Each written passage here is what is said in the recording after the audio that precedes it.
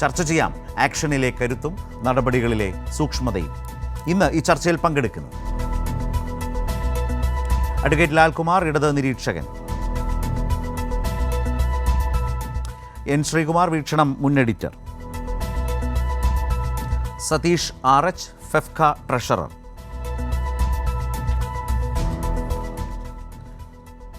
അഭിഭാഷകൻ കൂടിയായ ലാൽകുമാറിലേക്ക് ആദ്യം. ലാൽ, ഞാനിപ്പോൾ തുടക്കത്തിൽ സൂചിപ്പിച്ചതുപോലെ ഇതിലെ ഏറ്റവും പ്രധാനപ്പെട്ട കാര്യം എന്നുള്ളത് ഹേമ കമ്മിറ്റി റിപ്പോർട്ട് പുറത്തു വന്നതിനെ തുടർന്ന് ആ റിപ്പോർട്ടിന് പുറത്തായിട്ട് ആ റിപ്പോർട്ടിൻ്റെ ഭാഗമല്ലാതെ തന്നെ വന്നിട്ടുള്ള കുറേ വെളിപ്പെടുത്തലുകളുണ്ട്.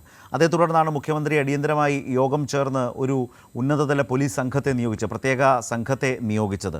ആ സംഘത്തിൽ IPS തലത്തിലെ വളരെ മുതിർന്ന ഉദ്യോഗസ്ഥ സംഘം, വനിതാ ഉദ്യോഗസ്ഥരൊക്കെ തന്നെയുണ്ട്. അപ്പോൾ അങ്ങനെ വന്ന സംഘം, ആ ഉന്നത സംഘം, ആ പ്രത്യേക അന്വേഷണ സംഘം മുന്നോട്ട് പോകുന്ന ഓരോ നടപടിയും പരിശോധിച്ചാൽ അത് എത്രമാത്രം വ്യക്തതയും കൃത്യതയും ഉള്ളതാണ്. അതിലേതെങ്കിലും തരത്തിലുള്ളൊരു ആക്ഷേപം ഉന്നയിക്കാൻ ഏതെങ്കിലും ഒരു പഴുത് ഇതുവരെയുള്ള നടപടികളിൽ എവിടെയെങ്കിലും ഉണ്ടായിട്ടുണ്ടോ?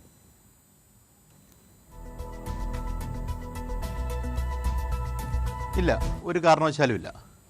നോക്കൂ, ഇവിടെ ആദ്യം സൂചിപ്പിച്ചുകൊണ്ടിരുന്ന പല ആൾക്കാരും സൂചിപ്പിച്ചുകൊണ്ടിരുന്നത് എന്തുകൊണ്ട് പലർക്കുമെതിരെ FIR ഇടുന്നില്ല. ഞാനും ശരത്തിയേട്ടനും കൂട്ടുതീരുന്ന ഒരു ചർച്ചയ്ക്കകത്ത് നമ്മൾ പറഞ്ഞതാണ്, പരാതി വരട്ടെ. അത് ഹേമ കമ്മിറ്റി റിപ്പോർട്ടിനകത്തെ വിഷയത്തിൽ, അല്ലെങ്കിൽ ഹേമ കമ്മിറ്റിക്ക് അകത്തെ മൊഴി കൊടുത്ത ആൾക്കാരെ സംബന്ധിച്ചിടത്തോളം അവർക്ക് കംപ്ലയിൻറ്റ് കൊടുക്കാം.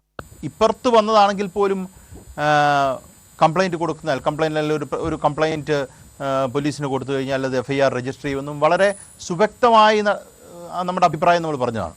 ആ അഭിപ്രായം ഇപ്പോൾ പ്രിവെയിൽ ചെയ്യുന്നു എന്നുള്ളതാണ്. ആ അഭിപ്രായം ചൂട് പിടിച്ചാണ് ഇപ്പോഴത്തെ കാര്യങ്ങൾ ഡെവലപ്പ് ചെയ്യുന്നത്. ഇപ്പോൾ ആൾക്കാർ ചോദിക്കുന്ന കാര്യമാണ്, ഇപ്പോൾ അല്ലെങ്കിൽ FIR ഇട്ട് മുന്നോട്ട് പൊക്കൂടെ, അല്ലെങ്കിൽ ഇവരുടെ കംപ്ലയിൻറ്റ് ഇല്ലാതെ തന്നെ FIR ഇട്ടുകൂടെ എന്നൊക്കെ ചോദിക്കുന്നതാണ്. അത് നിൽക്കില്ല. ഇതൊരു FIR ഇടാം എന്ന് പറഞ്ഞു കഴിഞ്ഞാൽ, ഇപ്പോൾ ഒരു സിമ്പിളായിട്ടൊരു ഉദാഹരണം പറയാം. ഈ place of occurrence of crime, time, അതിൻ്റെ മറ്റ് ഡീറ്റെയിൽസ്, ഇതെല്ലാം ആൾ വന്ന് പറയേണ്ട കാര്യങ്ങളാണ്, അല്ലെങ്കിൽ ഈ വിക്ടിം പറയേണ്ടതാണ്. അത് TV ഒരു ചാനൽ വന്നിരുന്ന് പറഞ്ഞ് അതിനെ അടിസ്ഥാനപ്പെടുത്തി നോട്ട് ചെയ്ത് വെക്കേണ്ട ഒരു കാര്യമല്ല. അവിടെ ഒരു മൊഴിയുടെ ഒരു ആവശ്യം ഉണ്ട് എന്നാണ് ഞാൻ കണക്കാക്കുന്നത്. ഇപ്പോൾ വേണ്ട, അല്ലാതെ തന്നെ ഇടാം. ഇപ്പോൾ ലളിതാകുമാരി കേസിനകത്ത് FIR ഇടുന്നതിൽ തെറ്റൊന്നുമില്ല. അത് വളരെ അപ്പാരൻ്റ് ആയിട്ടുള്ളൊരു കേസിനെ കുറിച്ചാണ് നമ്മൾ പറയുന്നത്. ഈ 16 വർഷവും 26 വർഷവും മുമ്പ് നടന്നൊരു ക്രൈമിനെ കുറിച്ച് നമ്മൾ ഇപ്പോൾ കിട്ടുന്ന ഇൻഫർമേഷനെ അടിസ്ഥാനപ്പെടുത്തി അങ്ങനല്ല, ആ സിറ്റുവേഷനും കൂടെ വലിയ പ്രാധാന്യമുണ്ട്. അപ്പോൾ എന്താണ് സംഭവിച്ചത്, യഥാർത്ഥത്തിൽ എന്താണ് സംഭവിച്ചത്, എങ്ങനെയാണ്, ആ ഡീറ്റെയിൽസ് എന്ന് പറയുന്ന കാര്യം ക്ലിയറായിട്ട് പ്ലോട്ട് ചെയ്യേണ്ടതായിട്ട് ആവശ്യമുള്ളത് കൊണ്ടാണ് ആദ്യം തന്നെ നമ്മൾ പറഞ്ഞത് ഇതിനകത്ത് കംപ്ലയിൻറ്റ് ആവശ്യമുണ്ട്. ബിക്കോസ് അറ്റ്ലീസ്റ്റ് അതൊരു ഓറൽ സ്റ്റേറ്റ്മെൻ്റ് ആണ്. ഓറൽ എവിഡൻസ് ഞാൻ പറയുന്നത് ഒരു ഓറൽ സ്റ്റേറ്റ്മെൻറ്റ് പോലീസിൻ്റെ മുന്നിൽ വരുന്നു എന്നുള്ളതാണ്. അല്ലെങ്കിൽ ഈ നാട്ടിൽ FIR തന്നെ ക്വാഷ് ചെയ്യാനായിട്ടുള്ള സ്കോപ്പുണ്ടോ ശരത്തേട്ടാ? FIR തന്നെ ക്വാഷ് ചെയ്യാം. അപ്പോൾ കാര്യം നമ്മൾ ഈ ആരംഭശൂര എന്ന് പറയുന്ന പോലെ, കേരളീയ ആരംഭശൂര അതര കേരളീയ എന്ന് പറയുന്ന പോലെ ചാടിക്കേറി കൊണ്ടുപോയി എല്ലാം എന്തെങ്കിലുമൊക്കെ എഴുതി കൊടുത്തിട്ട് അവസാനം ഇത് ക്വാഷ് ചെയ്ത് പോയി കഴിഞ്ഞ് കഴിഞ്ഞാൽ അപ്പം ഇവർ പറയാൻ പോകുന്നത് സർക്കാരിൻ്റെ ഭാഗത്തു നിന്നുണ്ടായ പെശക് കൊണ്ടാണ്, ഇവരെല്ലാം രക്ഷിക്കാൻ വേണ്ടിയിട്ടാണ് ഈ FIR ഇട്ടെന്ന് പറയും, ഇങ്ങനെ ഇട്ടെന്ന് പറയും. പറയത്തില്ലേ? നിങ്ങൾ ആലോചിച്ചാൽ മതി, എന്നെ കേൾക്കുന്നവരാലോചിച്ചാൽ മതി. ഇത് പറയും. അതൊന്നുമില്ലാതെ വളരെ കൃത്യമായി സമഗ്രമായി എല്ലാ കാര്യങ്ങളും ഇൻകോർപ്പറേറ്റ് ചെയ്ത് കംപ്ലയിൻറ്റ് വരുന്നു. ഇപ്പം ഈ പറഞ്ഞ ആൾക്കാർക്ക് ഓരോരുത്തരുടെ എതിരെയും ഇപ്പം കംപ്ലയിൻറ്റ്, ഇവർ മുകേഷിനെ പേടിയാണ് സർക്കാരിന്, അതുകൊണ്ട് FIR ഇടത്തില്ല. രഞ്ജിത്തിനെ പേടിയാണ്, FIR ഇടാൻ പേടിയാണ്. ഇപ്പം സിദ്ദിഖിനെ പേടിയാണ്. ഇവരൊക്കെയാണ് യഥാർത്ഥത്തിൽ പിണറായി വിജയൻ എന്ന് പറയുന്ന ആളെ നിയന്ത്രിക്കുന്നത്. എന്തൊക്കെ പറഞ്ഞു ഇവിടെ? ഇപ്പം FIR വീണോ? ഇത് തന്നെയാണ് നമ്മൾ പല കേസുകളിലും പലപ്പോഴും സംഭവിച്ചിട്ടുള്ളത് സംസ്ഥാനത്ത്. പോലീസിനെ പണി ചെയ്യാൻ വിടുക, അതിനകത്ത് കയറി അനാവശ്യമായി നമ്മൾ കാര്യം ഇടപെടില്ല. കാര്യം ആ ഇൻവെസ്റ്റിഗേഷൻ സയൻറ്റിഫിക് ഇൻവെസ്റ്റിഗേഷൻ ആയിരിക്കണം. ഇത് തന്നെ 10-15 വർഷം കഴിഞ്ഞ് കാര്യങ്ങളൊക്കെ പറയുന്നത് അത് പ്രൂവ് ചെയ്ത് വരാൻ വലിയ ബുദ്ധിമുട്ടുമുണ്ട്. അതിൻ്റെ ലീഗൽ ഇൻട്രിക്കസീസിലേക്ക് ചെല്ലുമ്പോൾ നമ്മൾ മനസ്സിലാക്കേണ്ട കാര്യമാണ്. അപ്പോൾ നമ്മൾ ചെയ്യേണ്ട കാര്യം, ഈ ചാനലുകാരെ സംബന്ധിച്ചിടത്തോളം അവർ ഈ പറയുന്ന TV കൂടെ പിടിച്ച്, TV കൂടെ അറസ്റ്റ് ചെയ്ത്, TV കൂടെ ട്രയൽ നടത്തി, TV കൂടെ തൂക്കിക്കൊല്ലും. അതാണ് ഇവിടെ നടന്നുകൊണ്ടിരിക്കുന്നത്. അത് ഈ ഇന്നത്തെ റേറ്റിംഗ് വന്ന് ഇച്ചിരി അങ്ങോട്ടും ഇങ്ങോട്ടൊക്കെ മാറിയിട്ടുള്ളത് കൊണ്ട് ഞാൻ ഉറപ്പിച്ച് പറയുന്നു, ഇനിയും വരാൻ പോകുന്ന ദിവസം ആൾക്കാരുടെ വ്യൂവർഷിപ്പും കുറഞ്ഞിട്ടുണ്ടെന്നാണ് ഞാൻ മനസ്സിലാക്കുന്നത്. അപ്പോൾ ഇതിന് വീണ്ടും മസാല കയറ്റുകയോ ഒക്കെ ചെയ്ത അടുത്ത കാര്യങ്ങൾ ഇവിടെ വരും. ഇവിടെ പല തവണ സുപ്രീം കോടതി പറഞ്ഞിട്ടുണ്ട്, നിങ്ങൾ ഈ മീഡിയ ട്രയൽ നടത്തരുതെന്ന് പറഞ്ഞിട്ടുണ്ട്. അപ്പോൾ ഇവിടെ മീഡിയ ട്രയൽ മാത്രമാണ് നടക്കുന്നത്.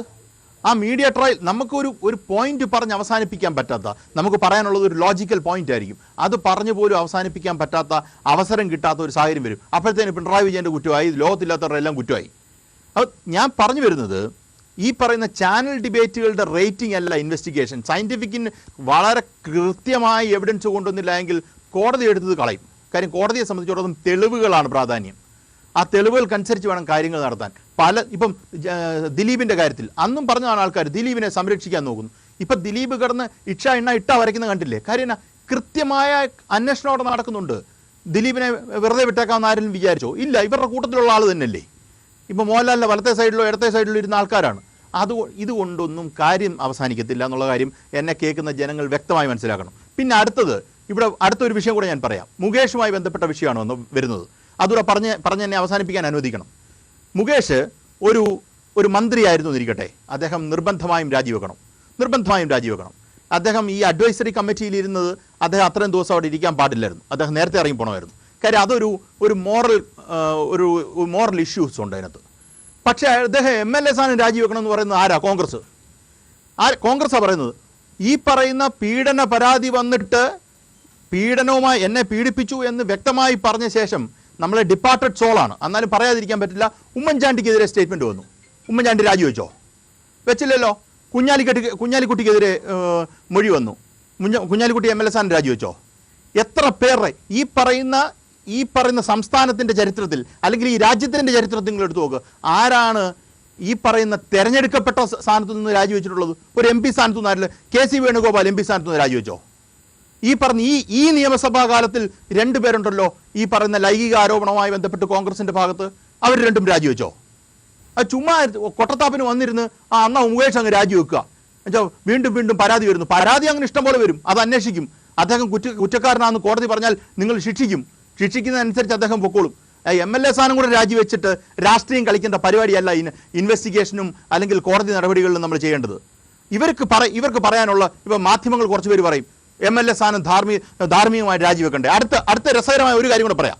ഇവിടുത്തെ ഇടതുപക്ഷവും ഈ പറയുന്ന വലതുപക്ഷവും രണ്ടല്ലേ പറയുന്ന കാര്യമാണ്. നിങ്ങൾക്ക് കൂടുതൽ മൊറാലിറ്റി ഇല്ലേ എന്നുള്ളതാണ്. നമുക്ക് കൂടുതൽ മൊറാലിറ്റി ഉണ്ടായിട്ട് നമ്മൾ പല കാര്യങ്ങളും അക്കൗണ്ടബിലിറ്റി എന്ന് പറഞ്ഞൊരു വാക്കുണ്ട്. ആ അക്കൗണ്ടബിലിറ്റിക്ക് നമ്മൾ മുന്നോട്ട് കുറേ കാര്യങ്ങൾ വെക്കും. അവസാനം സംഭവിച്ചത് എന്നാ? കേരളത്തിൻ്റെ പൊളിറ്റിക്കൽ സ്പിയറിൽ CPIM-നോ അല്ലെങ്കിൽ ഇടതുപക്ഷ പ്രസ്ഥാനങ്ങൾക്ക് മാത്രമേ ഉള്ളൂ അക്കൗണ്ടബിലിറ്റി. മറ്റവർക്ക് ആർക്കും അക്കൗണ്ടബിലിറ്റി ഇല്ല. അപ്പോൾ അങ്ങനെ ഈ കാര്യങ്ങൾ ഡെവലപ്പ് ചെയ്യുന്ന ഒരു സാഹചര്യം ഉണ്ടായിട്ടുണ്ട്. അത് കോൺഗ്രസ്സുകാരിങ്ങനെ പറഞ്ഞുകൊണ്ടേയിരിക്കും, നമ്മൾ മൈൻഡ് ചെയ്യേണ്ട കാര്യം പോലും ഇല്ല. കാര്യം ഉമ്മൻചാണ്ടിക്ക് ആ മുഖ്യമന്ത്രി കസേരയിൽ ഇരിക്കാമായിരുന്നെങ്കിൽ മുകേഷിന് MLA ആയിട്ടിരിക്കാം. മുകേഷ് തെറ്റ് ചെയ്തിട്ടുണ്ടെങ്കിൽ അതിന് നമ്മൾ യോജിക്കുന്നൊന്നുമില്ല. മുകേഷിനെതിരെയാണ് പറഞ്ഞ് അവസാനിപ്പിച്ച് വെച്ചത്. മുകേഷ് ഒരു പെൺകുട്ടിയെ പീഡിപ്പിച്ചു എന്ന് പറഞ്ഞു കഴിഞ്ഞാൽ പീഡിപ്പിച്ചു, ആ സാധനത്തിന് നമുക്ക് ചോദിക്കാനൊന്നുമില്ല. അദ്ദേഹം ജയിലിൽ പോകണം, അല്ലെങ്കിൽ കോടതി ശിക്ഷിച്ചാൽ ജയിലിൽ പോകണം. അത് CPM-ഉം കോൺഗ്രസും BJP ഒന്നുമില്ല അതിനകത്ത്. അത് നിയമപരമായ നിയമത്തിൻ്റെ ഭാഗത്തിൽ കൂടെ പോകുന്നതാണ്. അതുകൊണ്ടല്ലേ FIR ഇട്ടത്? അല്ല ഇദ്ദേഹത്തിനെ വെറുതെ വിടാനാണോ ഇട്ടത്? അല്ലല്ലോ. അപ്പോൾ ഞാൻ പറഞ്ഞു വരുന്നത്, നിങ്ങൾ ഒരു പൊളിറ്റിക്കൽ സ്പിയറിൽ വർക്ക് ചെയ്യുമ്പം ഒരു പൊളിറ്റിക്കൽ സ്പിയറിൽ ഡബിൾ സ്റ്റാൻഡേർഡ്സ് പറ്റില്ല. ഒരൊറ്റ കാര്യം കൂടെ പറയാം. ഇന്ന് KK രമ പറഞ്ഞിട്ടുണ്ട്. KK രമ RMPയുടെ KK രമ പറഞ്ഞിട്ടുണ്ട്, ഇങ്ങോട്ട് നോക്കരുത്. UDF-ലേക്കോ അല്ലെങ്കിൽ ഇപ്പുറത്ത് കോൺഗ്രസിൻ്റെ എക്സാമ്പിൾ പറയുന്ന രീതിയിൽ പറയരുതെന്നുള്ള ഒരു സ്റ്റേറ്റ്മെൻറ്റ് അവർ പറഞ്ഞിരിക്കുന്നത്. എന്നുവെച്ചാൽ നിങ്ങൾ നിങ്ങളുടെ ധാർമ്മികത പുലർത്തണം. ഈ പറയുന്ന KK രമ എനിക്ക് KK രമയോട് അങ്ങനെ വ്യക്തിപരമായ എതിർപ്പൊന്നുമില്ല കേട്ടോ, ഉള്ള കാര്യമുള്ള പോലെ പറഞ്ഞല്ലോ. ഈ പറഞ്ഞ KK രമ എൽദോസ് കുന്നപ്പള്ളി രാജിവെക്കണമെന്ന് KK രമ പറഞ്ഞില്ല UDF-നകത്ത് നിന്ന്. ഈ പറയുന്ന കോൺഗ്രസിൻ്റെ മറ്റ് പീഡന കേസിൽ വന്ന ആൾക്കാരെ ഈ സെൽഫ് കറക്ഷൻ എന്നുള്ള രീതിയിൽ രാജിവെക്കണമെന്ന് പറഞ്ഞില്ല. അവിടെ പറയാതിരുന്നവരാണ് ഇപ്പുറത്തോട്ട് നോക്കി ഇങ്ങോട്ട് നോക്കി അന്ന് ഇവിടെ ഉള്ളവരെല്ലാം രാജിവെച്ചേക്കാൻ പറയുന്നത്.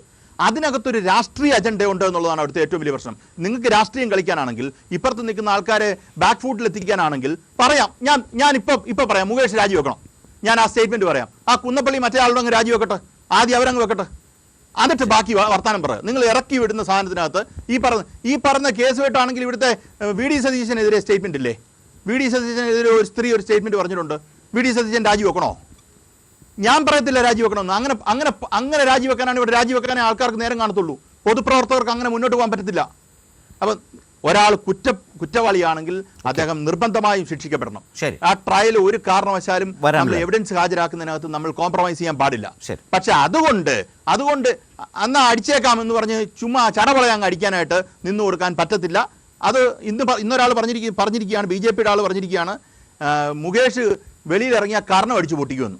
എന്തൊരു രാഷ്ട്രീയ ഭാഷ, എന്ത് മാന്യമായ ഭാഷയാണെന്ന് ആലോചിക്കാനേ, കർണം അടിച്ചു പൊട്ടിക്കുമെന്ന്. ഈ രീതിയിലാണ് മുന്നോട്ട് പോകുന്നതെങ്കിൽ വലിയ ബുദ്ധിമുട്ടുണ്ടാവും. രാഷ്ട്രീയ അന്തരീക്ഷം വളരെ മോശമാവും. VD സതീശൻ വന്ന് അല്ലെങ്കിൽ മറ്റൊരാൾ രാജിവെക്കണമെന്ന് പറഞ്ഞാൽ മതി. അങ്ങനെ പറഞ്ഞാൽ കേൾക്കാൻ ഇരിക്കുകയല്ല ഇവിടെ ഇരിക്കുന്നത്.